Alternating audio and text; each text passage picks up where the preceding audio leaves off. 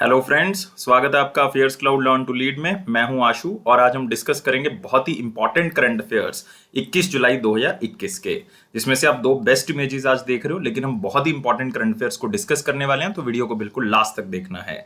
और गाइस, आप हमारी एप्लीकेशन को डाउनलोड कर सकते हो, उसका लिंक डिस्क्रिप्शन बॉक्स में दिया हुआ है। ईमेल आईडी के थ्रू लॉगिन कर लें और लॉगिन करने के बाद क्रैक करंट अफेयर्स के ऊपर क्लिक कर सकते हैं। 1 साल या फिर 2 साल की सब्सक्रिप्शन आप बाय कर सकते हैं। इसका प्राइस ऑलरेडी बहुत ज्यादा कम है, एक बार चेक करें और आप खुद कहेंगे कितने कम प्राइस पे हम आपको प्रोवाइड कर रहे हैं। लेकिन हम आपको 90 से 95% तक वो करंट अफेयर देंगे जो आपके एग्जाम में आपको मिलेगा। यही खासियत है अफेयर्स क्लाउड की। लेकिन ये करंट अफेयर किस तरह से आपको मिलेगा? डेली सेक्शन मिलेगा। डेली में आपको 3 तरह के सेक्शंस मिलेंगे: detail current affair, question and answer format में करंट अफेयर, और एक होगा क्विज, जो कि आप डेली हमारी एप्लीकेशन के ऊपर अटेम्प्ट कर सकते हो। एक होगा दोस्तों वीकली सेक्शन। वीकली में आपको 3 तरह के सेक्शंस मिलेंगे। डिटेल करंट अफेयर होगा क्वेश्चन एंड आंसर फॉर्मेट में, और एक होगा क्विज, जो कि हर हफ्ते आप हमारी एप्लीकेशन के ऊपर अटेम्प्ट करोगे। मंथली सेक्शन, मंथली में आपको 4 तरह की चीजें मिलेंगी। डिटेल करंट अफेयर तो मिलेगा ही मिलेगा, क्वेश्चन एंड आंसर फॉर्मेट में भी मिलेंगे। बेस्ट 100 करंट अफेयर्स मिलेंगे, वो भी क्वेश्चन एंड आंसर फॉर्मेट में। और एक होगी पॉकेट पीडीएफ, जिसमें आप 2 लाइन में 3 लाइन में करंट अफेयर्स को क्या कर सकते हो, कवर कर सकते हो अपने एग्जाम से पहले। लेकिन आपकी प्रेपरेशन को और अच्छा करने के लिए हम आपको दे रहे हैं टॉपिक वाइज करंट अफेयर। 20 बहुत ही इंपॉर्टेंट टॉपिक्स को हम कवर कर रहे हैं, जिसमें एक टॉपिक से रिलेटेड न्यूज जितनी भी होंगी वो आपको एक ही पीडीएफ के अंदर मिल जाएगी। तो आसान हो जाएगा, किसी भी टॉपिक को आप पीडीएफ के थ्रू कवर कर सकते हो। अगर आप बैंकिंग स्टूडेंट हैं तो आपको 3 चीजें मिलेंगी: डिटेल और क्वेश्चन एंड आंसर फॉर्मेट में current affairs only banking and economy के, और एक होगा क्विज, जो कि आप हर महीने हमारी एप्लीकेशन के ऊपर अटेम्प्ट करोगे, specially for the banking students. और अगर आप एक ही पीडीएफ से जितने भी पास्ट करंट अफेयर्स है वो कवर करना चाहते हो 2021 के, तो आप इस एग्जाम पीडीएफ का यूज कर सकते हो। और स्पेशल करंट अफेयर में आपको डिटेल, बजट और इकोनॉमिक सर्वे मिलेगा, और इसके साथ आपको एक्सपेक्टेड क्वेश्चन एंड आंसर भी बताए जाएंगे, जो कि एग्जामिनर बजट और इकोनॉमिक सर्वे से पूछ सकता है। और अगर आप अपने स्टेट एग्जाम की तैयारी कर रहे हो तो हम आपको स्टेट करंट अफेयर्स भी प्रोवाइड कर रहे हैं, और जो कि हर स्टेट और यूनियन टेरिटरी को कवर करेगा। मतलब आप किसी भी स्टेट और यूनियन टेरिटरी से बिलोंग करते हैं, आप यहां से स्टेट करंट अफेयर कर सकते हैं। तो गाइज, ये सारी चीजें आपको एक ही सब्सक्रिप्शन के अंदर मिलेगी, कोई अलग अलग प्राइस नहीं है इसका। सिर्फ एप्लीकेशन को डाउनलोड करें और अपनी ईमेल आईडी के थ्रू लॉगिन करके क्रैक करंट अफेयर्स के ऊपर क्लिक करके आप 1 साल या फिर 2 साल की सब्सक्रिप्शन बाय कर सकते हैं। दोनों का प्राइस बहुत कम है, और उसके ऊपर भी 10% एक्स्ट्रा डिस्काउंट मिल रहा है अगर आप इस कोड का यूज करेंगे ASH10। और अगर कोई क्वेरी है तो इस ईमेल आईडी पे संपर्क करें और इस नंबर पे भी कांटेक्ट कर सकते हैं। तो स्टार्ट करते हैं 21 जुलाई 2021 का करंट अफेयर। लेकिन उससे पहले यार, सब बच्चों ने वीडियो को लाइक कर देना है, शेयर कर देना है और चैनल को सब्सक्राइब कर देना है। इन 3 चीजों से आप हमें मोटिवेट भी करोगे और हमें सपोर्ट भी प्रोवाइड करोगे। और गाइस, इससे पहले आप हमारे टेलीग्राम ग्रुप को भी ज्वाइन कर लें, तो सबसे इंपॉर्टेंट नोटिफिकेशंस आपको वहीं पे मिल जाएंगी कि वीडियो का टाइम क्या है, किस टाइम पीरियड पे आ रही है। कई बार लेट हो जाता है तो आपको यहां से नोटिफिकेशन मिल जाता है। तो मोस्ट इंपॉर्टेंट क्वेश्चंस में पहला क्वेश्चन है, Indian Oil Corporation is set to build India's first green hydrogen plant in which state. तो देखो यहां पे कीवर्ड क्या है, ग्रीन हाइड्रोजन प्लांट लगाया जा रहा है। ये इंडिया का पहला ग्रीन हाइड्रोजन प्लांट है, मतलब हम क्लीन एनर्जी की यहां पे बात कर रहे हैं। और कौन सी स्टेट में इसको लगाया जा रहा है, ये आपने जो है वो आंसर में बताना है। तो इसका आंसर दोस्तों क्या है? इसका आंसर है मथुरा रिफाइनरी। मथुरा रिफाइनरी में ये ग्रीन हाइड्रोजन प्लांट जो है वो लगाया जा रहा है। और मथुरा रिफाइनरी कौन सी स्टेट में है? उत्तर प्रदेश के अंदर। तो आंसर क्या होगा दोस्तों? सी हमारे पास आंसर होगा। तो आप यहां पे देख सकते हैं, ग्रीन हाइड्रोजन जो है वो हाइड्रोजन प्रोड्यूस किया जाएगा by splitting water bye electrolysis. मतलब इलेक्ट्रोलाइसिस प्रोसेस के थ्रू जो है वो पानी को अलग करके जो है वो हाइड्रोजन को निकाला जाएगा, और उसके थ्रू जो है वो हाइड्रोजन को हम एज ए क्लीन एनर्जी जो है वो यूज कर सकते हैं। और आपने याद रखना है, जो ग्रीन हाइड्रोजन है, जो कार्बन एमिटिंग फ्यूल है हमारे पास, पेट्रोल है, डीजल है, इसको जो है वो क्या करेगा, अलग अलग जगह पे जो है वो रिप्लेस करेगा। और भी तरह के फ्यूल जो हम यूज करते हैं खास करके मथुरा रिफाइनरी के अंदर, उसको जो है वो क्या करेगा, खत्म करेगा। अब मथुरा रिफाइनरी के अंदर ग्रीन हाइड्रोजन का अगर एज ए फ्यूल यूज होना स्टार्ट हो गया, तो हम एक अच्छा क्लीन एनर्जी सोर्स जो है वो रिफाइनरीज को दे सकते हैं और कार्बन एमिशन को कम कर सकते हैं। क्योंकि टारगेट्स यार हमारे बहुत हैं, लाइक 2050 तक हमने कार्बन न्यूट्रल बना देना है देश को, और 2030 तक हमने ग्रीन एनर्जी को अचीव करना है। लाइक टारगेट्स हमने रखे हुए हैं 450 गीगावाट तक का रखा हुआ है, तो इसको क्या करना है, अचीव करना है। तो इंडियन ऑयल कॉर्पोरेशन जो वो और भी जगह पे ये सोच रही है कि हाइड्रोजन प्रोडक्शन यूनिट्स लगाए जाएं उनके जो अलग अलग जगह पे रिफाइनरीज हैं, ताकि हम कार्बन मिशन गोल्स को अचीव कर सकें। तो हाइड्रोजन फ्यूल मतलब आपको पता ही है कि एक क्लीन फ्यूल है जो कि अलग अलग कंट्रीज ने अडॉप्ट किया है कि हम जो क्लीन एनर्जी टारगेट्स हैं उसको पूरा कर सकें। और इंडियन ऑयल कॉर्पोरेशन के बारे में याद रखना है, चेयरमैन कौन है? श्रीकांत माधव वैद्या, श्रीकांत माधव वैद्या। और यहाँ पे स्टेट है हमारे पास कौन सी? उत्तर प्रदेश। उत्तर प्रदेश के चीफ मिनिस्टर हैं योगी जी, और साथ ही साथ गवर्नर आपको पता होंगे आनंदीबेन पटेल जी। और याद रखना है एक national park Dudhwa national park. दोस्तों अगले क्वेश्चन के ऊपर बढ़ेंगे। Central government has decided to set up world-class Indian Institute of Heritage in which city? तो यहाँ पे कीवर्ड आपको पता लग रहा है दोस्तों क्या होगा? Indian institute of heritage. और ये कौन सी सिटी में जो है वो स्टैब्लिश करने की बात की जा रही है? दोस्तों ये लगाया जाएगा नोएडा। फिर से हमारे पास स्टेट जो है वो कौन सी हो जाएगी? यूपी। आप एनसीआर रीजन कह सकते हो, लेकिन अदरवाइज हम कहेंगे नोएडा उत्तर प्रदेश। तो गवर्नमेंट जो है वो एक world class Indian institute of heritage बना रही है। कहां पे? नोएडा। एग्जैक्ट लोकेशन याद रखनी है। इससे क्या होगा, अगर ऐसा इंस्टीट्यूट बनेगा तो वो अलग अलग तरह के कोर्सेज को ऑफर करेंगे, जिसके कारण हमारे जो बच्चे होंगे देश के वो कंजर्वेशन सीख सकेंगे, किस तरह से हम कर सकते हैं लोगों को बता पाएंगे। और हम ऐसे इंस्टीट्यूट से जो इंडिया का टेंजिबल हेरिटेज है, वो हेरिटेज जिसको छुआ जा सकता है, उसके ऊपर रिसर्च की जा सकती है कि किस तरह से इसको बचाया जा सकता है, किस तरह से इसको आगे बढ़ाया जा सकता है। और ये पूरे इंडिया का सिर्फ एक ऐसा इंस्टीट्यूशन होगा जिसके साथ बाकी इंस्टीट्यूशन भी जुड़ेंगे। लाइक अगर मैं एग्जांपल लूं आपको, इंस्टीट्यूट ऑफ आर्कियोलॉजी जिसको हम कहते हैं Pandit Deendayal Upadhyay institute of archaeology, school of archival studies under national archives of India new Delhi, वो भी इसका पार्ट होगा।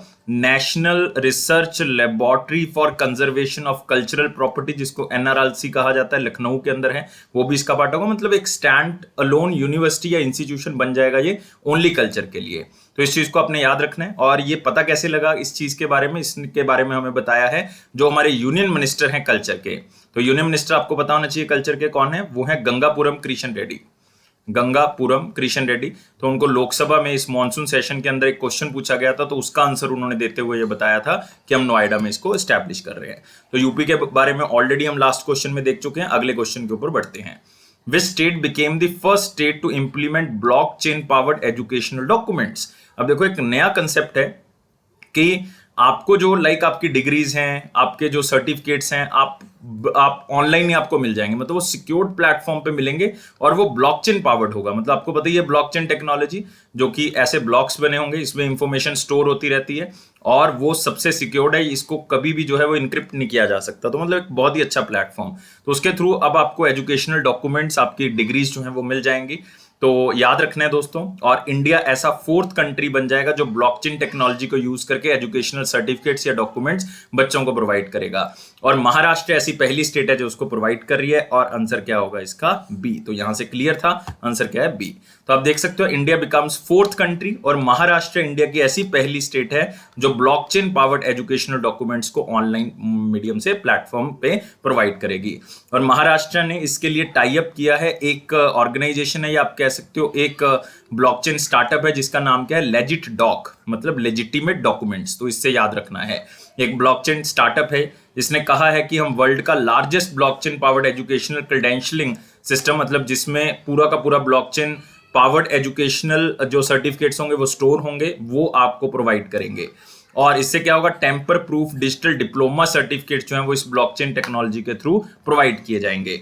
और आपको पता होना चाहिए कि इंडिया ऐसा 4th कंट्री है दोस्तों। इससे पहले 3 कंट्रीज ऐसा कर चुकी हैं। कौन कौन सी कर चुका है? माल्टा कर चुका है, सिंगापुर दोस्तों ऐसा कर चुका है, और बहरीन भी ऐसा कर चुका है। तो इंडिया ऐसा 4था कंट्री होगा। तो अगर आप याद रखना चाहते हो इन कंट्रीज के नाम रख सकते हो, अदरवाइज ये कोई ज्यादा इंपॉर्टेंट नहीं है। और इसमें क्या होगा? कोई इसको छेड़छाड़ नहीं कर सकता, डाटा प्राइवेसी रहेगी। ईज ऑफ वेरिफिकेशन आपको एट ए टाइम जरूरत है, आप उसी टाइम पे निकाल के दे सकते हो। कॉस्ट इफेक्टिवनेस है, बाय डिफॉल्ट है कि आपको प्रिंटिंग कॉस्ट नहीं लगेगी, इसका कोई दोबारा से आपको जो है वो यूनिवर्सिटी से मंगवाना नहीं पड़ेगा, उसको कॉलेज से मंगवाना नहीं पड़ेगा। इको फ्रेंडलीनेस है, इन्वायरमेंट को कोई नुकसान नहीं हो रहा, पेपर का यूज नहीं हो रहा है इसमें। Ease of migration for issuers है, मतलब कल को आपने कोई माइग्रेशन करनी है या कहीं और जाना है तो आप इसका यूज जो है वो कर सकते हो। और दोस्तों जो लेजिट डॉक है, एक software as a service provide किया जा रहा है, तो वो महाराष्ट्र गवर्नमेंट को इसके लिए सपोर्ट करेगा। और 1 मिलियन टारगेट क्या रखा गया है? 1 मिलियन डिजिटल डिप्लोमा सर्टिफिकेट जो वो स्टूडेंट्स को दिए जाएंगे। तो मतलब 8 साल का ये पैक्ट है, तो याद रखना है अपने स्टेट महाराष्ट्र यहाँ पे इंपॉर्टेंट है। और चीज जो दोस्तों एक इंपॉर्टेंट है रिसेंट रिलेटेड न्यूज में, कि टाटा स्टील लिमिटेड और Hong Kong and Shanghai bank corporation ने एक जो है वो आप कह सकते हो कि ट्रांजैक्शन की थी, वो पेपरलेस ट्रांजैक्शन थी और वो पूरे ग्लोबल लेवल पे फर्स्ट ब्लॉकचेन इनेबल्ड ट्रांजैक्शन थी जो स्टील इंडस्ट्री के अंदर की गई थी। याद रखना है टाटा स्टील और एचएसबीसी के बीच में जो है ट्रांजैक्शन हुई थी, ब्लॉकचेन इनेबल्ड ट्रांजैक्शन थी और स्टील इंडस्ट्री के अंदर पूरे वर्ल्ड में, पूरे ग्लोब में ऐसी पहली ट्रांजैक्शंस हुई थी। तो इस चीज को आपने याद रखना है। और इसमें एक फर्म इन्वॉल्व थी, मतलब टाटा स्टील ने जो वो स्टील को एक्सपोर्ट किया था basically universal tube and plastic industry को यूनाइटेड अरब एमिरेट्स में। तो मतलब मेडियोकर कौन था, कौन सा बैंक था, एचएसबीसी, और टाटा स्टील ने वो बेचा था, तो यूए की जो फर्म थी उसने पैसा भेजना था, तो इस ब्लॉकचेन इनेबल्ड पेपरलेस ट्रांजैक्शन का यूज किया गया। तो इस चीज को याद रखना है। महाराष्ट्र के बारे में जरूर याद रखेंगे, चीफ मिनिस्टर आपको पता है उद्धव ठाकरे जी, और गवर्नर है यहाँ पे भगत सिंह किशोरी जी। और दोस्तों एक बात और याद रखनी है, यहाँ पे आपको मिलेगा तदोबा नेशनल पार्क, यहीं पे आपको मिलेगा संजय गांधी नेशनल पार्क। बहुत इंपॉर्टेंट है दोनों, तदोबा बहुत ज्यादा इंपॉर्टेंट है। नेक्स्ट आते हैं अगले क्वेश्चन के ऊपर, मोस्ट इंपॉर्टेंट कर चुके हैं, वेरी इंपॉर्टेंट क्वेश्चंस के ऊपर आते हैं। वीडियो को लाइक करना है, शेयर करना है और चैनल को सब्सक्राइब जरूर करना है। इन 3 चीजों से आप हमें सपोर्ट भी करोगे और साथ ही साथ आप हमें जो है वो मोटिवेट भी करोगे। और दोस्तों आपने हमारे टेलीग्राम ग्रुप को ज्वाइन कर लेना है, लिंक डिस्क्रिप्शन बॉक्स में दिया हुआ है। पहला क्वेश्चन है इसमें, which bank signed MOU with Indian Navy for salary accounts. बहुत से बैंक है जो इंडियन नेवी, इंडियन आर्मी को जो है वो सैलरी अकाउंट्स ऑफर करते हैं। अब ये जो पैक्ट है वो कौन से बैंक के साथ हुआ है, इंडियन नेवी का हुआ है, याद रखना है, और सैलरी अकाउंट्स के लिए हुआ है। ये दोस्तों हम बात कर रहे हैं यहाँ पे कोटक महिंद्रा बैंक की, तो आंसर क्या होगा इसका, सी होगा। तो यहाँ पे देख सकते हो आप, Kotak Mahindra bank signed MOU with the Indian Navy for salary accounts, मतलब इनको best to best services provide की जाएंगी। और इंडियन नेवी के, चाहे वो रिटायर्ड पर्सोनल है, चाहे वो आप कह सकते हो करंट सर्विंग पर्सोनल है, उनको जो है वो सबको ये कोटक के प्रोडक्ट्स और सर्विसेज जो है वो मिलेंगी। जीरो बैलेंस सैलरी अकाउंट खुलेगा, मतलब आपको मिनिमम बैलेंस रखने की कोई जो है वो जरूरी नहीं है। यहाँ पे 4% आपको इंटरेस्ट भी मिलेगा अगर आप वहां पे कुछ डिपॉजिट रखते हो। फ्री अनलिमिटेड एटीएम ट्रांजैक्शन, ये इसमें अच्छी बात है क्योंकि ये है तो सैलरी अकाउंट मतलब सेविंग अकाउंट है, लेकिन एटीएम ट्रांजैक्शंस अनलिमिटेड है वीजा एटीएम्स के ऊपर। और complimentary personal accident insurance cover भी जो है वो जो इनकी तरफ से दिया जा रहा है, तो मतलब एक अच्छा प्लेटफॉर्म जो है उनकी तरफ से दिया जा रहा है। और कोटक महिंद्रा ने रिसेंटली दोस्तों आप कह सकते हो कि अपने जो पार्टनर पेमेंट है जिसका नाम क्या है, हाइपरफॉर्म, वो उन्होंने जो है वो सॉफ्टवेयर स्टार्ट किया है। ये हाइपरफॉर्म क्या करेगा कि जो उनकी अपनी टेक्नोलॉजी है कोटक महिंद्रा की, उसको नई टेक्नोलॉजी के साथ क्या करेगा, मर्ज कर देगा। और जितनी भी पेमेंट्स हैं, लाइक आप कह सकते हो जितनी भी उनके बैंक की पेमेंट्स हैं, उनको मैनेज करने का काम कौन करेगा, हाइपरफॉर्म करेगा। तो याद रखना है, हाइपरफॉर्म नाम से एक सॉफ्टवेयर जो है वो किसने लॉन्च किया, कोटक महिंद्रा बैंक ने लॉन्च किया है। इस सॉफ्टवेयर का काम क्या होगा, जितनी भी पे आउट्स हैं, चाहे वो पैसा आना है, चाहे जाना है, चाहे अकाउंट्स को मैसेज करना है, कुछ भी है, वो सारा का सारा टाइम से हो जाए, उसके लिए एक नया सॉफ्टवेयर तैयार किया गया, हाइपरफॉर्म। इससे क्या होगा, जितनी भी पेमेंट्स होंगी वो एक्यूरेटली जो है वो टाइम से जो है वो अकाउंट में पहुंच जाया करेंगी। तो ये है हाइपरफॉर्म। और कोटक महिंद्रा बैंक के बारे में दोस्तों याद रखना है, कोटक महिंद्रा बैंक के जो एमडी और सीईओ हैं वो तो उदय कोटक जी हैं, और हेडक्वार्टर इसका मुंबई है। टैगलाइन है, let's make money simple, let's make money simple. Next question के ऊपर आते हैं, which payment bank became the first in India to make payments from the fixed deposit held with IndusInd bank. तो आप देख सकते हो बहुत ही एक अच्छा इनिशिएटिव जो है वो इस पेमेंट बैंक की तरफ से लिया गया है, और ऐसा पहली बार हुआ है इंडिया में। कि अदरवाइज क्या होता था कि आपका जो वॉलेट में पैसा पड़ा हुआ है या आपका सेविंग अकाउंट के साथ अटैच करके आप पैसे को यूज कर सकते थे, लेकिन अब अगर आपका फिक्स डिपॉजिट इंडसइंड बैंक में पड़ा हुआ है तो इस पेमेंट बैंक की एप्लीकेशन से आप क्या कर सकते हो, ट्रांजैक्शंस कर सकते हो, छोटी छोटी पेमेंट्स भी कर सकते हो। और इस पेमेंट बैंक का नाम हमारे पास क्या है, पेटीएम पेमेंट बैंक। तो दोस्तों याद रखना, इंपॉर्टेंट क्वेश्चन है, खास करके बैंकिंग के स्टूडेंट्स के लिए कवर कर रहा हूं। पेटीएम और इंडसइंड बैंक ने ये एक गेटवे बनाया है कि अगर आपका फिक्स डिपॉजिट पड़ा हुआ है इंडसइंड बैंक में तो आप उसका यूज कर सकते हो अपनी पेमेंट्स करने में। तो पेटीएम पेमेंट बैंक जो है वो अपने कस्टमर्स को कह रहा है कि अपने एफडी अकाउंट्स जो हैं, मतलब fix deposit account IndusInd bank में खोलें, जिसमें इंडसइंड को भी पैसा आएगा क्योंकि उनको फायदा होगा, एफडी खुलेगी, अकाउंट खुलेगा तो इसका मतलब उनको जो है वो पैसा डिपॉजिट जो है उनके बढ़ेंगे।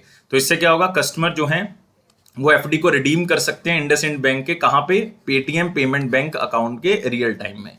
तो आपको जरूरी नहीं कि पेटीएम पेमेंट बैंक में पैसा रखना है, अगर आपका इंडसइंड में एफडी है तो आप पेटीएम पेमेंट बैंक से पैसा निकलवा सकते हो। और पेटीएम पेमेंट बैंक कस्टमर जो हैं उनको कोई चार्जेस नहीं लगेंगे, कोई पेनल्टीज नहीं लगेंगे अगर वो प्री मैच्योर विड्रॉल कर लेते हैं। मतलब ऐसे नहीं है कि यार पहले क्या होता था कि 5 साल अगर आपने एफडी करवाई और आपने 2 साल के बाद उसको तोड़वा दिया तो आपको कुछ पेनल्टी लगती थी, मतलब कुछ लॉस होता था इंटरेस्ट का।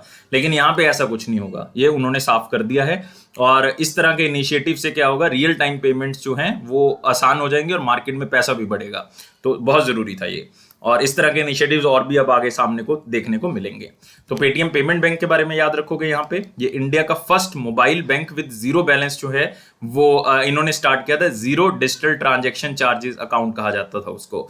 और नोएडा जो है वो इसका हेडक्वार्टर है उत्तर प्रदेश के अंदर। चेयरमैन विजय शेखर शर्मा है, याद रखोगे, विजय शेखर शर्मा। और दोस्तों इसके एमडी और सीईओ हैं सतीश कुमार, याद रख सकते हो अगर रखना है, लेकिन विजय शेखर शर्मा बहुत इंपॉर्टेंट है क्योंकि one of the founder and chairman है। और दोस्तों साथ ही साथ आपने इंडसइंड बैंक के बारे में याद रखना है, यहाँ पे एक बैंक भी आ चुका है, 1994 में इसको एस्टैब्लिश किया गया था, इसलिए ईयर जो है वो बहुत ज्यादा इंपॉर्टेंट नहीं है। पूना महाराष्ट्र में इसका हेडक्वार्टर है। सुमंत कथपालिया जो है वो इसके क्या हैं, एमडी और सीईओ। और दोस्तों इसकी टैगलाइन क्या है, we make you feel richer, we make you feel richer. तो मतलब हम आपको अमीर बनाने की जो भावना है वो पैदा कर देंगे आपके अंदर और आपको बना भी देंगे, ये इनका जो है वो लक्ष्य है।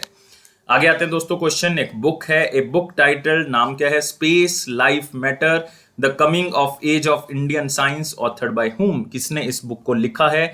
आप कह सकते हो किससे रिलेटेड है, स्पेस लाइफ एंड मैटर, सिर्फ ये कीवर्ड आप याद कर लें, यहीं से आपका क्वेश्चन कवर हो जाएगा। और ये बुक दोस्तों किसने लिखी है, ये लिखी है हरि पुलक्कत ने। तो याद रखना है नाम हरि पुलक्कत, चाहे ओनली हरि याद कर लें, उन्होंने लिखा है स्पेस लाइफ मैटर। और ये दोस्तों कवर पेज है इस बुक का। और the coming of age of Indian science, Hari Pulakkat ने इस बुक को लिखा है। और इसमें बताया गया है कि 1947 से लेके 2020 तक, या आप कह सकते हो 2000 तक, नॉट 2020 तक, 2000 तक जो है वो क्या डिफिकल्टीज और अचीवमेंट्स जो है वो इंडियन साइंटिस्ट ने अचीव की हैं उसके बारे में बताया है। और इस बुक के अंदर सब चीजें जो हैं वो इसमें बताई गई हैं, लाइक एस्ट्रोसैट नाम से एक सैटेलाइट जो हमने बनाया वो इसके अंदर जिक्र किया हुआ है। इसरो के बारे में जिक्र किया हुआ है, किस तरह से इसरो जो है वो फार्मास्यूटिकल इंडस्ट्रीज के अंदर जा रहा है और कैंसर ड्रग्स या विटामिन्स बनाने में भी हेल्प कर रहा है, तो वो भी मतलब इसके अंदर जिक्र किया हुआ है।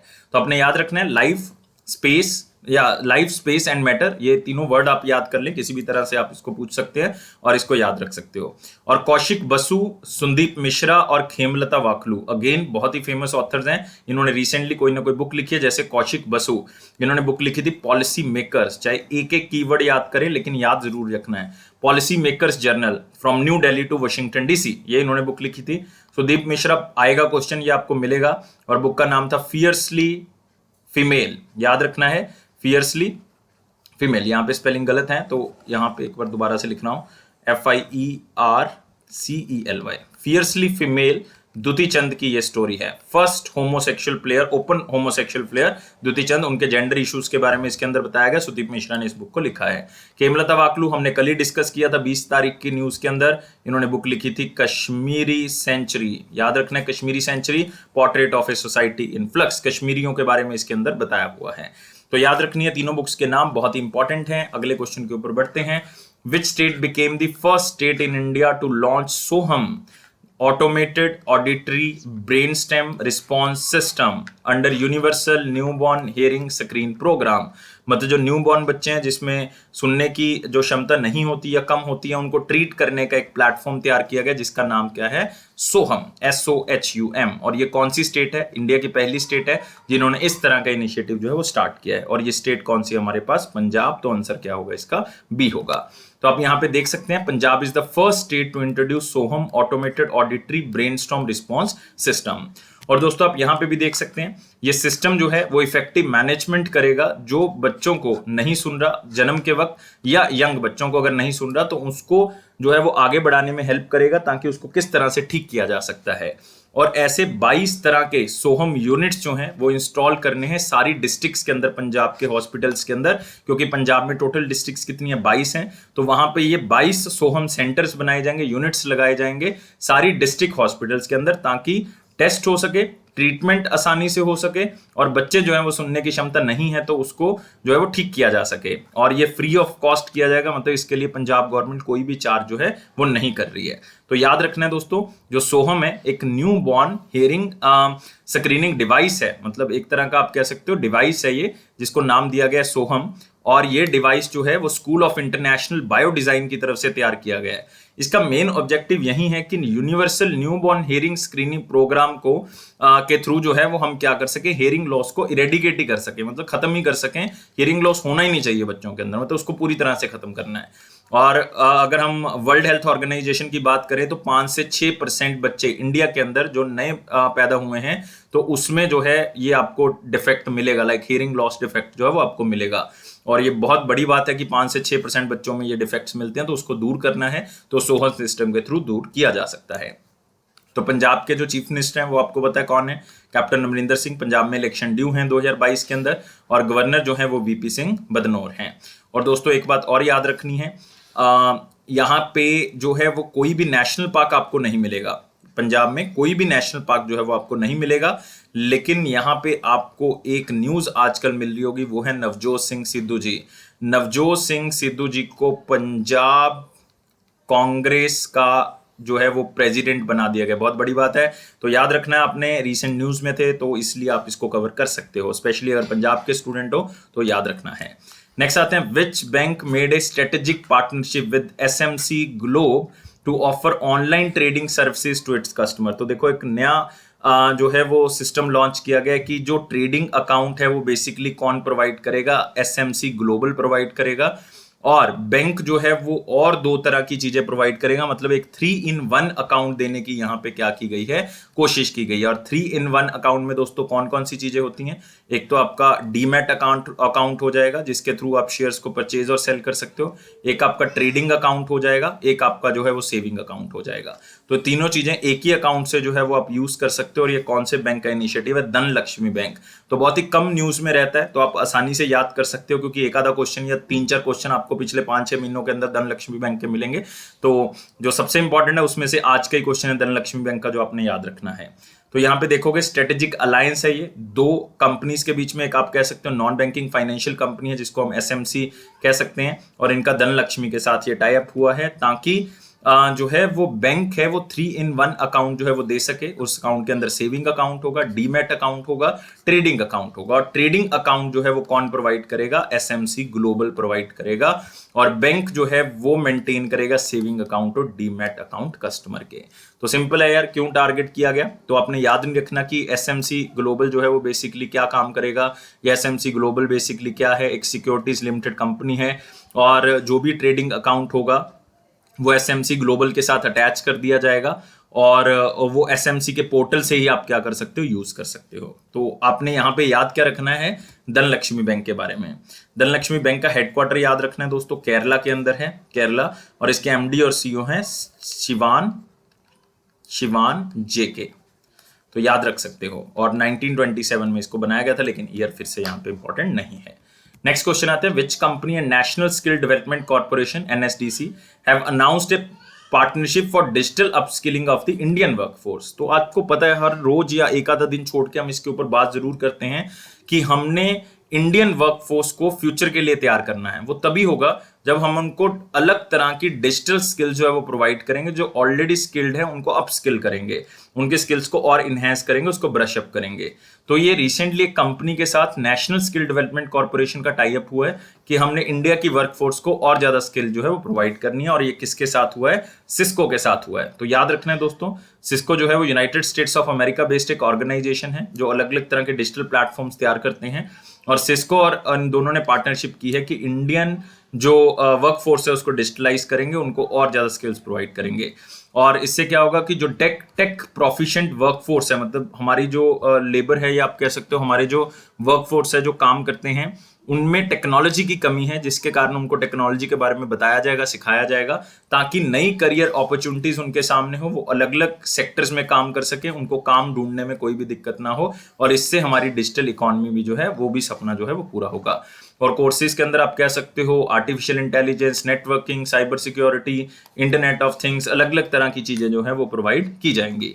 इनमें इनको प्रॉब्लम सॉल्विंग, क्रिटिकल थिंकिंग, ये सारी चीजें जो है वो सिखाई जाएंगी। और टारगेट क्या है दोस्तों इसके अंदर, कि जो इंडिया की डिमांड है डिजिटल स्किल्ड वर्कफोर्स की, वो बढ़ सकती है। लाइक 2025 तक जो है वो हम और भी ज्यादा डिजिटल हो जाएंगे, क्योंकि आपको पता है रोज हम कुछ ना कुछ डिजिटलाइजेशन के लिए करते हैं, तो हम इतना ज्यादा डिजिटलाइज हो सकते हैं कि हमें वर्कफोर्स भी जो है वो क्या चाहिए, डिजिटलाइज चाहिए। तो इसलिए ये किया जा रहा है। तो आपने याद रखना है, 2 ऑर्गेनाइजेशन है, नेशनल स्किल डेवलपमेंट कॉर्पोरेशन और सिस्को, दोनों मिलकर जो है वो इंडिया की वर्कफोर्स को डिजिटलाइज करेंगे। लेकिन यहाँ पे एक ऑर्गेनाइजेशन आपके लिए इंपॉर्टेंट हो जाती है, और वो कौन सी ऑर्गेनाइजेशन है, वो है आपके पास NSDC, national skill development corporation. याद रखना है दोस्तों, इसके जो CEO हैं वो वेद मनी तिवारी हैं, वेद मनी तिवारी। ये आप थोड़ा सा पढ़ सकते हो या याद रख सकते हो। नेक्स्ट आते हैं अगले क्वेश्चन के ऊपर। First rail section between India and which country completed the first successful trial movement of high speed train. तो आपको पता है दोस्तों कि हाई स्पीड ट्रेन का पहली बार जो है वो ट्रायल हुआ है उस कंट्री के साथ, और वो कौन सी कंट्री है ये आपने बताना है। पाकिस्तान के साथ ऑलरेडी हमारी ट्रेन चल रही है, बांग्लादेश के साथ ऑलरेडी चल रही है, तो बांग्लादेश तो आंसर नहीं हो सकता, पहली तो हो नहीं सकती। चाइना के साथ हमारे रिलेशन कुछ खास अच्छे नहीं है, तो चाइना के साथ ट्रेन नहीं चल सकती। भूटान का एरिया हिली एरिया है, तो यहाँ पे थोड़ा सा मुश्किल हो सकता है, तो अगर हम गेस लगाएंगे तो आंसर क्या होगा, नेपाल होगा, और नेपाल बिल्कुल सही आंसर भी है दोस्तों, बी आंसर होगा। तो आप देख सकते हो सक्सेसफुल ट्रायल किया गया हाई स्पीड ट्रेन का between Jaynagar in India and undertaken Kurtha in Nepal. मतलब एक एरिया है कुर्था जो कि नेपाल के अंदर है, और एक जयनगर है जो कि आप कह सकते हो बिहार के अंदर है, उनके साथ जो है वो ये रेलवे लिंक जोड़ा गया है। तो आप देख सकते हो जयनगर जो कि मधुबनी डिस्ट्रिक्ट बिहार के अंदर, और नेपाल का कुर्था जो कि माहोतारी डिस्ट्रिक्ट के अंदर है। तो आपको नेपाल का याद करने की जरूरत नहीं, इंडिया वाला जरूर याद रखना है। टोटल कितने किलोमीटर की लेंथ को कवर करेगा, 50 किलोमीटर की लेंथ को कवर करेगा, जिसमें 5 स्टेशन को कवर किया जाएगा। कोई नाम याद करने की जरूरत नहीं है कि 5 स्टेशन कौन कौन से हैं। टोटल खर्चा कितना किया गया, 619 करोड़, मतलब 619 करोड़ रुपीस खर्च किए गए हैं। और ये प्रोजेक्ट सेटअप किसने किया है, इंडियन रेलवे कंस्ट्रक्शन लिमिटेड ने। अब 34 किलोमीटर का रेलवे लिंक रह गया है, वो 2 फेजेस में बनाया जाएगा, 17 किलोमीटर का एक बनाया जाएगा, 17 का एक बनाया जाएगा। तो टोटल जो है वो ये क्या हो जाएगा, कंप्लीट हो जाएगा। तो याद रखना है, हाई स्पीड ट्रेन का फर्स्ट सक्सेसफुल ट्रायल कौन सी कंट्री के साथ हुआ है, इंडिया, और वो हुआ है नेपाल के साथ। अगले क्वेश्चन के ऊपर आते हैं। बैंक नेशनलाइजेशन डे जो है वो हमने सेलिब्रेट किया है। बैंक नेशनलाइजेशन डे आपको पता होना चाहिए कि जब देश में पहली बार जो है वो नेशनलाइजेशन की गई थी, तो उसी दिन की गई थी। और वो कौन सा दिन था, 19 जुलाई 1969 को इंदिरा गांधी जी प्राइम मिनिस्टर थी, और उन्होंने 14 मेजर बैंक्स को क्या कर दिया था, नेशनलाइज कर दिया था। फिर दूसरी नेशनलाइजेशन 1980 में हुई है दोस्तों, उस टाइम पे 6 बैंक्स को नेशनलाइज किया गया था। मतलब 1980 के एंड तक हमारे पास टोटल 20 नेशनलाइज्ड बैंक जो है वो हो चुके थे। और इसके लिए इंदिरा गांधी गवर्नमेंट ने एक ऑर्डिनेंस इशू किया था, मतलब एक एक्ट बनाया था, जिसका नाम था banking companies acquisition and transfer of undertaking ordinance of 1969, जिसके तहत 14 मेजर बैंक्स को नेशनलाइज करके उसमें 50 करोड़ रुपए से भी ज्यादा हर बैंक में जो है वो डिपॉजिट्स आने स्टार्ट हो गए थे। तो मतलब ये 19 जुलाई को किया गया था, इसलिए बैंक नेशनलाइजेशन डे जो है वो 19 जुलाई को मनाया जाता है। इंपॉर्टेंट क्वेश्चंस के ऊपर आते हैं, लेकिन वीडियो को लाइक, शेयर और चैनल को सब्सक्राइब जरूर करेंगे, और दोस्तों टेलीग्राम ग्रुप को जरूर ज्वाइन कर लें। और क्वेश्चन है, which football club has been nominated by all India football federation to represent India in the Asian football confederation women's club championship 2020-21। तो क्वेश्चन थोड़ा सा डिफिकल्ट आपको लग रहा होगा यहां से पढ़ने से, लेकिन बहुत ही आसान है कि एशियन फुटबॉल कॉन्फेडरेशन का, या आप कह सकते हो वुमेन क्लब चैंपियनशिप एक हो रही है 2020-21 की, उसमें एक फुटबॉल क्लब को इंडिया का चुना गया है, नॉमिनेट किया गया है ऑल इंडिया फुटबॉल फेडरेशन की तरफ से, कि इंडिया को वो क्लब क्या करेगा, रिप्रेजेंट करेगा। तो इस वुमेन क्लब चैंपियनशिप में कौन खेलेगा, वो खेलेगा गोकुलाम केरला फुटबॉल क्लब। तो आंसर क्या होगा इसका, डी होगा दोस्तों। नॉमिनेट किया गया है, और वुमेन क्लब चैंपियनशिप 2020-21 में होगी। कहां पे होनी है ये भी आप याद रखोगे, ये होनी है दोस्तों जॉर्डन के अंदर। तो याद रखोगे कहां पे होनी है, जॉर्डन के अंदर, और जगह का नाम है अम्मान, AMMAN, अमान। तो याद रखोगे इसको। तो सिंपल क्वेश्चन है, सिर्फ स्टैटिक क्वेश्चन है, चाहे जितना स्लाइड में बताया उतना ही याद कर लें। तो एशियन फुटबॉल कॉन्फेडरेशन का वुमेन क्लब चैंपियनशिप जो है वो कहाँ पे होना है, जॉर्डन अमन के अंदर, और 7 to 12 ऑफ नवंबर के बीच में होना है ये। और ये पहली बार हो रहा है कि एक क्लब इंडिया का जो है वो इसमें पार्टिसिपेट कर रहा है वुमेन कॉन्टिनेंटल कप के अंदर। तो ये आपने याद रखना है। और जो एशियन जो हमारी ये आप कह सकते हो कि ऑल इंडिया फुटबॉल फेडरेशन है, इसने नॉमिनेट किया है इंडिया को रिप्रेजेंट करने के लिए। और ऐसा इसलिए हुआ है क्योंकि इनकी परफॉर्मेंस जो है वो बहुत अच्छी रही थी हीरो इंडियन वुमेन लीग के अंदर। हीरो इंडियन वुमेन लीग के अंदर 4th एडिशन जो भी हुआ था उसके अंदर इस टीम की परफॉर्मेंस बहुत अच्छी रही थी। सिर्फ नाम याद रखें, Gokuldham Kerala football club. Next एक क्वेश्चन और है इंपॉर्टेंट क्वेश्चन में, mineral exploration corporation signed MOU with the directorate of mines and geology for exploration of iron और रिजर्व्स इन विच स्टेट।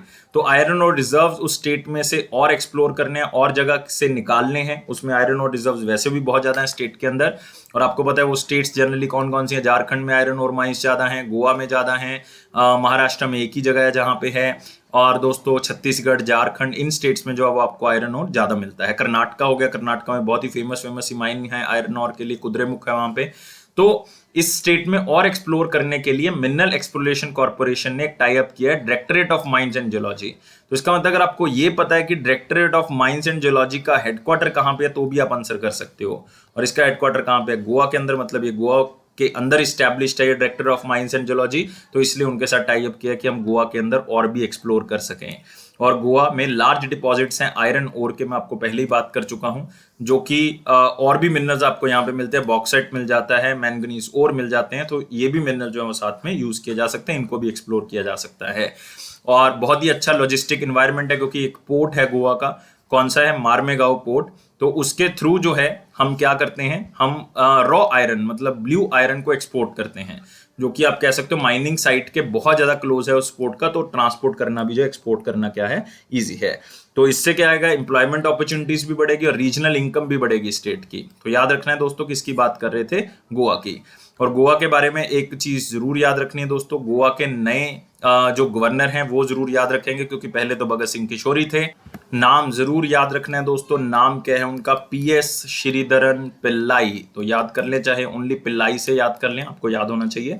और 22nd गवर्नर हैं ये गोवा के। और एक बात और याद रखनी है, चीफ मिनिस्टर यहाँ पे प्रमोद सावंत जी हैं। और एक बात और याद रखेंगे मौलम नेशनल पार्क के बारे में, भगवान महावीर भी मिल जाएगा, लेकिन सबसे इंपॉर्टेंट कौन सा है, मौलम नेशनल पार्क। नेक्स्ट आते हैं दोस्तों, फिर से क्वेश्चन है लेकिन वो पिक्चर से है, DRDO develops high strength titanium alloy for aerospace industry, ताकि एरोस्पेस इंडस्ट्री को और ज्यादा आसानी हो सके और बेहतरी से टेक्नोलॉजी का यूज कर सकें। तो DRDO ने जो है वो उनके लिए एक टाइटेनियम अलॉय बनाया है, ताकि एरोस्पेस इंडस्ट्री के अंदर जो भी मैन्युफैक्चरिंग होगी उसको हम और भी तरीके से बेहतर बना सकें। तो जो भी आप कह सकते हो इंट्रिकेट कंपोनेंट्स हैं, मतलब सिंपल तरीके से कह सकते हो, अगर आपको बहुत ज्यादा डीप में नहीं जाना, कि जो भी एरोस्पेस, जो भी ये एयरक्राफ्ट के अंदर चीजें यूज होती हैं उसमें इसको यूज किया जा सकता है और मैन्युफैक्चरिंग और भी बेहतर की जा सकती है, क्योंकि इससे स्ट्रेंथ मिलेगी। आप कह सकते हो कि इसके जो टफनेस है वो बहुत ही अच्छी है, तो खराब नहीं हो सकता मटेरियल जल्दी जल्दी, और बाकी चीजों को भी खराब नहीं होने देगा। तो यूज किया जा सकता है इसको एरोस्पेस इंडस्ट्री के अंदर। DRDO के बारे में पता है। हेडक्वार्टर कहाँ पे दोस्तों, न्यू दिल्ली है, बेंगलुरु नहीं है। और इसके हेड कौन है, जी सतीश रेड्डी। तो ये सारी चीजों के साथ अब हम बढ़ते हैं लास्ट क्वेश्चन के ऊपर। Asian Development Bank lowers India's growth forecast to 10% for this fiscal. तो 2022 के लिए जो है वो उन्होंने कह दिया है कि हम आपका जो ग्रोथ रेट है वो हम थोड़ा सा कम कर रहे हैं। पहले 11% इन्होंने कहा था, लेकिन अब कितना कहा है, 10%। तो दोस्तों इसमें एशियन डेवलपमेंट बैंक के बारे में जरूर याद रखना है। एशियन डेवलपमेंट बैंक का हेडक्वार्टर जो है वो आपको मिलेगा मनीला, फिलीपींस के अंदर। कितनी कंट्रीज मेंबर हैं, 68 कंट्रीज मेंबर हैं इंक्लूडिंग इंडिया। और दोस्तों कौन से ईयर में स्टैब्लिश किया गया था, 1966 में। और आपने प्रेसिडेंट याद रखने कौन है, मस्तसुगु। तो याद रखेंगे दोस्तों इन्हीं चीजों को। और अगला क्वेश्चन है हमारे पास वन लाइनर इंपॉर्टेंट पॉइंट, और पहला है life insurance company launched health insurance plan आरोग्य रक्षक। तो सिर्फ नाम याद रखेंगे, आरोग्य रक्षक नाम से एक प्लान जो है वो लॉन्च किया गया है। और इससे क्या होगा कि जो भी मेडिकल इमरजेंसीज हैं किसी भी फैमिली की या उस बंदे की, तो उसको दूर किया जा सकता है इस प्लान के थ्रू। और वो अपने अपने लिए इंश्योरेंस प्रोवाइड कर सकता है, अपने बच्चों को, पेरेंट्स को, एक ही पॉलिसी के अंदर। ये बहुत ही खास बात है कि एक ही पॉलिसी के अंदर आपको, आपके बच्चों को, आपकी वाइफ को, आपके हस्बैंड को या आपके पेरेंट्स को कवर किया जा सकता है। इसमें जो आप कह सकते हो कि मिनिमम एज होगी वो 18 होगी, मैक्सिमम जो है वो कितनी होगी, 65 ईयर्स होगी। अगर बच्चों का हेल्थ इंश्योरेंस करवाना है तो उसके लिए मिनिमम एज 91 डेज है और 20 ईयर्स क्या होगी इसकी मैक्सिमम एज होगी। इसमें टाइम पीरियड जो है वो 80 साल का होगा। अगर आप मेच्योर पॉलिसी लेते हो, मतलब आप अडल्ट पॉलिसी लेते हो, अगर बच्चों की पॉलिसी लेते हो तो उसमें टाइम पीरियड कितना होगा, 25 साल होगा। तो LIC के बारे में जिक्र कर रहे थे, रिसेंटली रिटायरमेंट एज को बढ़ाया गया है, 60 से 62 कर दिया गया है। LIC का IPO दोस्तों आने वाला है। LIC की ऑथराइजेशन कैपिटल चेंज कर दिया, 25,000 करोड़ कर दी है। और LIC के चेयरमैन का पद खत्म कर दिया है, MD और CEO कहा करेंगे वो कहते हैं इसको। और कौन है वो, MR कुमार हैं दोस्तों। हेडक्वार्टर मुंबई है और LIC को कब बनाया गया था, 1956 में। Next, India chairs 27th meeting of BRICS CGETI 2021। तो आपको पता होना चाहिए CGETI का मतलब क्या है, contact group on economic and trade issues. तो इंडिया चेयर कर रहा है ब्रिक्स मीटिंग्स को, तो सबको पता है, तो बहुत ज्यादा इंपॉर्टेंट है क्योंकि बहुत बार इसको डिस्कस कर चुके हैं। तो नेक्स्ट आते हैं इसके बाद, नॉर्थ ईस्टर्न रेलवे ने नाम चेंज कर दिया है। मंडुआडी रेलवे स्टेशन का जो नाम है वो बनारस रेलवे स्टेशन जो है वो हो गया है। ये हमने बहुत पहले कवर कर लिया था इस न्यूज को, क्योंकि ये सितंबर 2020 की न्यूज है और हमने इसको बहुत बार कवर कर लिया और मिनिस्ट्री ऑफ होम अफेयर्स ने इसको अप्रूवल दे दिया था। वो ऑफिशियली जो है वो ये नाम हो चुका है, सिर्फ इतना याद रखना है। नेक्स्ट आते हैं इसके बाद, DAHD का मतलब है department of animal husbandry and dairy, setup dairy investment accelerated to promote and facilitate investment in dairy sector, ताकि डेयरी सेक्टर के अंदर मैक्सिमम टू मैक्सिमम इन्वेस्टमेंट बढ़ सके, डेयरी सेक्टर को हम और ग्रो कर सकें। तो उसके लिए नए स्टार्टअप्स, नई प्राइवेट कंपनीज, कोई इंडिविजुअल एंटरप्रेन्योर है, अगर वो डेयरी सेक्टर के अंदर इन्वेस्टमेंट करना चाहता है तो डेयरी इन्वेस्टमेंट एक्सेलरेटर प्लेटफॉर्म के थ्रू आ सकता है, जो कि department of animal husbandry and dairying की तरफ से स्टार्ट किया गया है। तो याद रखना है, ये ministry of fishery, ministry of animal husbandry and dairy के अंडर आता है। और यूनियन मिनिस्टर दोस्तों इसके याद रखेंगे कौन है, ministry of fisheries, animal husbandry and dairying के, वो है परषोत्तम रूपाला जी, परषोत्तम रूपाला जी। और इनकी कॉन्स्टिट्यूएंसी कहां पे, गुजरात के अंदर।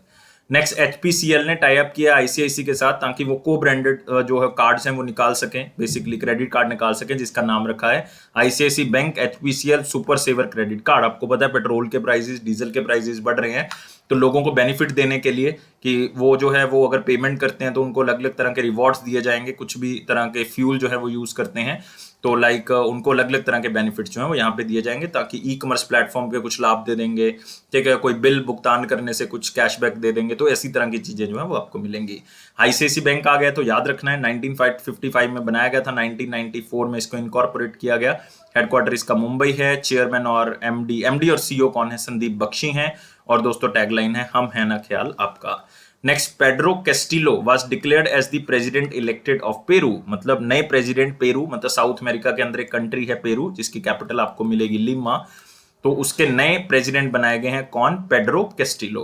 तो याद रखना है मात्र 51 साल के हैं और स्कूल टीचर थे, फिर बाद में पॉलिटिशियन बने और इन्होंने जो है वो पेरू नेशनल पॉलिटिकल पार्टी बनाई थी। तो उसके बाद जो है वो इनको अब जीत हासिल हुई है और ये जीते हैं। इससे पहले जो है वो फ्रांसिस्को सगेस्ती हैं जो लाइक प्रेसिडेंट है अभी पेरू के, तो उनको हटाया जाएगा अभी।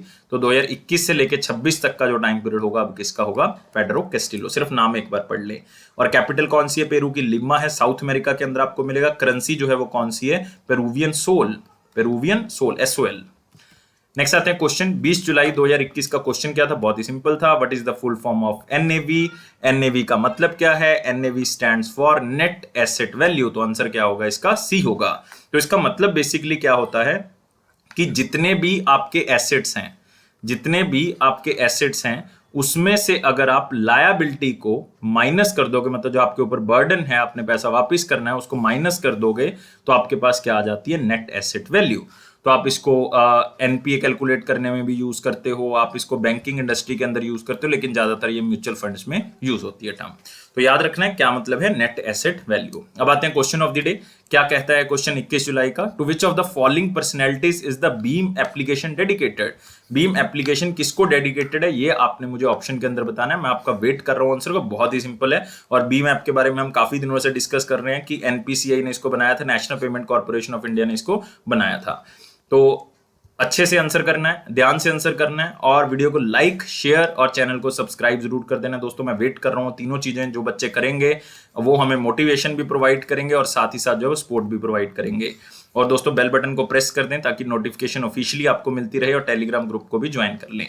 और दोस्तों अफेयर्स क्लाउड के इस प्लेटफॉर्म पे आप वीडियोस को लगातार देखते रहें, आपका कॉन्फिडेंस जरूर बढ़ेगा। और इसी तरह से वीडियोस देख के हंसते रहें, क्योंकि हंसते रहोगे तो इसका मतलब आपका जीवन भी आसान होगा, आपकी जिंदगी जो है वो खुशी से भर जाएगी, और साथ ही साथ जो है वो आपका एग्जाम भी जल्दी क्रैक होगा, क्योंकि लाइफ को बहुत ज्यादा सीरियस लेके हम एग्जाम को क्रैक नहीं कर पाएंगे। Thank you guys, take care and bye bye.